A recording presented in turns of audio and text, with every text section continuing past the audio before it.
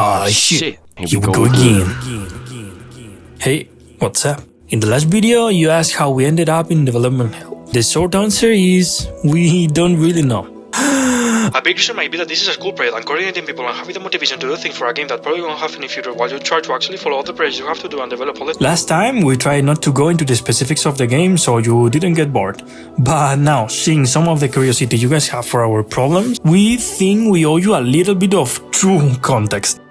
The Little War Shaper is set in a realm called Conjunction, which is made up of 9 floating islands. According to the lore, the gods shattered in an event called the Fall, leaving darkness to consume the center of the world, while the light tries to survive from the edges. You play as this little guy, an echo of the gods, who was raised by a faction called the Refugees. Your main tool is the Balancer's Lantern. You use it to channel light ammo, luces, which comes from the Spanish word luciérnagas, which means fireflies, and darkness ammo, Ablus, which comes from absorberuces in Spanish, light absorbers. With this lantern, you can hit enemies, throw it as if you were Thresh from the game we all love, League of Legends, heal corrupted environments, and solve mechanics like bouncing light beams off mirrors, or using telekinesis to levitate ancient relics into place. So that's the grand vision, a massive atmospheric 2D metroidvania. But building all of that requires an insane amount of art. And as I admitted last time, we are heavily inspired by games like Hollow Knight. There's just one tiny problem.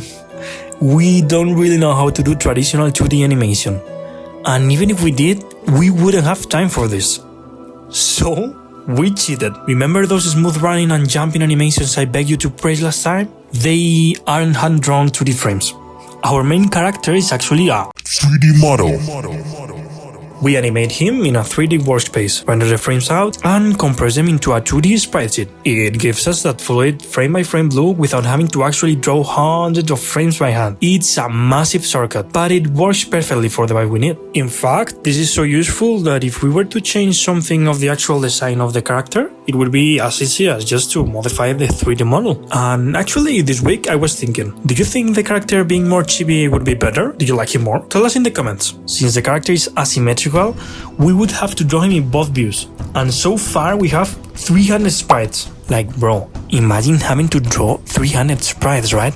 But a fake 2D character needs a world to run around in. And to get that moody, atmospheric look without being master illustrators, we had to break down how to actually build a scene. We realized it's all about the strict rules. We built a color palette and literally assigned hex codes for things like good light or corrupted light. Then we build the scenes in layers. First, the foreground, pitch black silhouettes. It frames the screen and requires zero detail. Then the midground, the actual playable area, where the colors pop. Finally, the background, monochromatic layers with a cooler or warmer tone depending on the island. And we did the same as Hollow Knight. We faked the parallax by making it actually a 3D constructed game. When you Slap.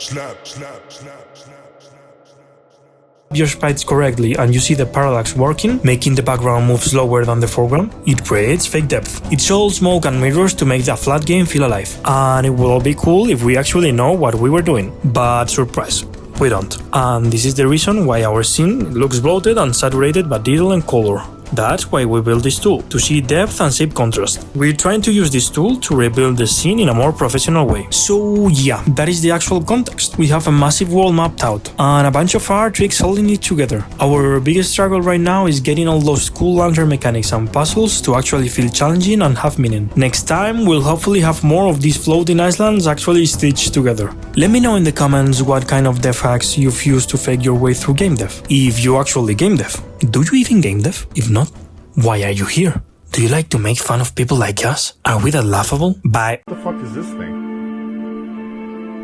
I'm an anomalous Karis. What do you do? I do my best. Oh.